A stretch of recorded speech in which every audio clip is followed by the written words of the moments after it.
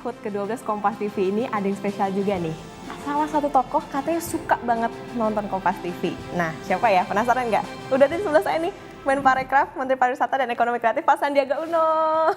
Selamat pagi. Selamat pagi, makasih loh Pak udah menyempatkan waktu bareng-bareng sama teman-teman di Sapa Indonesia. Selamat ulang tahun untuk Kompas TV yang ke-12, keren banget. Pak Sandiaga katanya suka nonton Kompas TV. Sesuka apa sih Pak? Program apa coba yang Bapak paling suka nih? Kalau pagi itu kan suka lihat Sapa Indonesia Pagi. Sapa Indonesia Pagi. Jadi itu berita-berita yang terkini. Suka banget sama Rossi, itu salah satu favorit saya. Tapi ya favoritnya Sapa Indonesia Pagi. Sapa Indonesia Pagi paling menarik ya Pak ya. Nah biasanya kan suka ada dialog nih Pak. Kalau Pak Sandi, sukanya topik apa sih yang dibahas? Topik yang sering saya nikmati ini tentang ekonomi, terutama berkaitan dengan, kan jarang TV yang membahas ini dari aspek pembuatan kebijakan berlandaskan pemikiran teknokrasinya.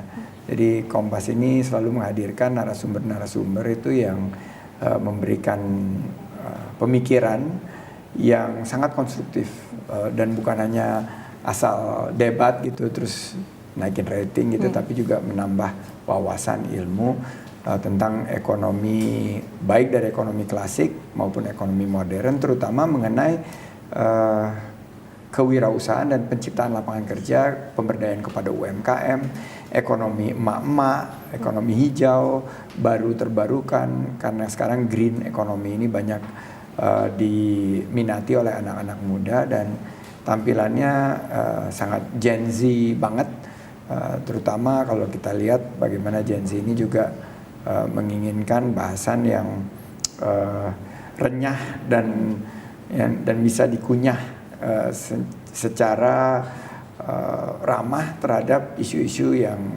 kita lihat di dunia perubahan iklim, juga peluang-peluang usaha di bidang pangan dan energi. Sebetulnya menurut Pak Sandi, seberapa penting sih Pak televisi untuk bisa memberikan informasi buat masyarakat? 67% dari rakyat Indonesia mendapatkan informasinya dari televisi, dan saya pantau Kompas TV ini share-nya terus meningkat, apalagi setelah digitalisasi.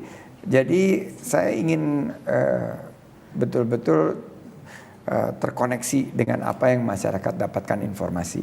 Jadi saya biasanya bikin kopi kan pagi-pagi, saya manual brew sendiri tuh, terus nyiapin makan pagi bareng sama Mbak Nur, saya selalu nonton TV. Terus kalau di mobil sekarang ada streaming kan, ada YouTube, juga suka lihat bersama dengan ribuan orang lain streamingnya Kompas TV. Juga kalau di kantor itu ada media monitoring room di mana semua TV ada, dan pasti Kompas TV juga ada di situ karena sajian berita-berita juga yang berkaitan dengan pariwisata dan ekonomi kreatifnya itu lengkap. Nah ini harus kita sempatkan, paling tidak screen time saya untuk TV itu ada dalam keseharian saya supaya saya juga mendapatkan informasi terkini apa saja yang masyarakat kita sekarang tonton, apa saja yang masyarakat kita sekarang konsumsi, terutama saya juga melihat iklan-iklan, karena ini kan subsektor periklanan, subsektor televisi ini ada di bawah lingkup Kementerian Pariwisata dan Ekonomi Kreatif. Ekonomi kreatif dan pariwisata ini sangat bersinggungan dan bersinergi, dan capaian lapangan kerjanya itu 6 kali lipat dibandingkan sektor-sektor lainnya.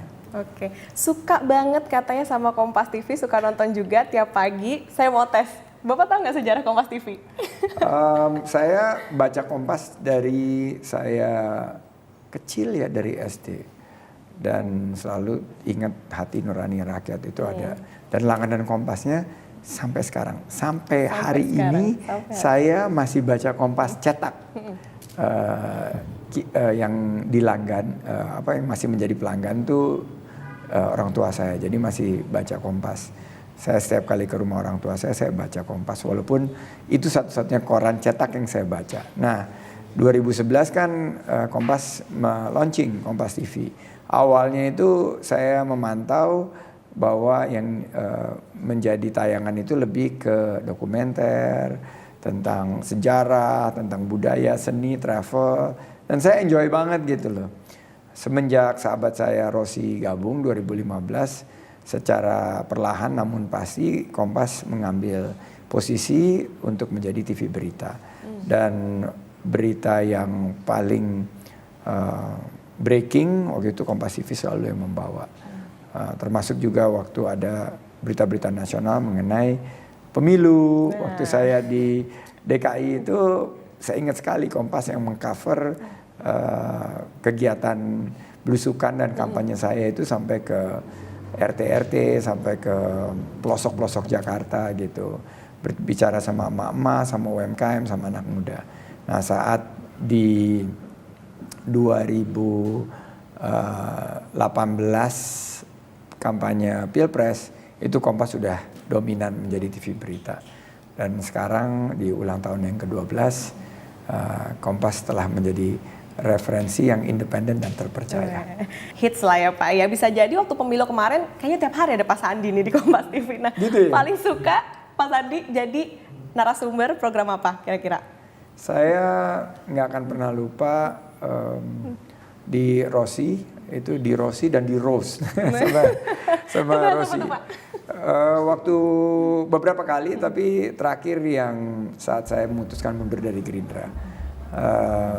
Dan saya sangat enjoy, tapi Sapa Indonesia Pagi sih itu yang paling sering banget ngajak ngobrol baik secara langsung. Terus setelah pandemi ini kan beberapa kali Kompas TV ngundang Sapa Indonesia Pagi itu di melalui platform digital, jadi sering banget partisipasi.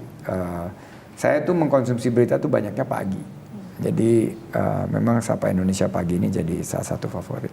Presenter yang pas yang senior seperti Mbak Rossi, Budiman Tanurejo, ada Mas Bayu ya, dan banyak yang lain juga. Oh, yang paling sering ini dulu zamannya pariwisata baru buka ini,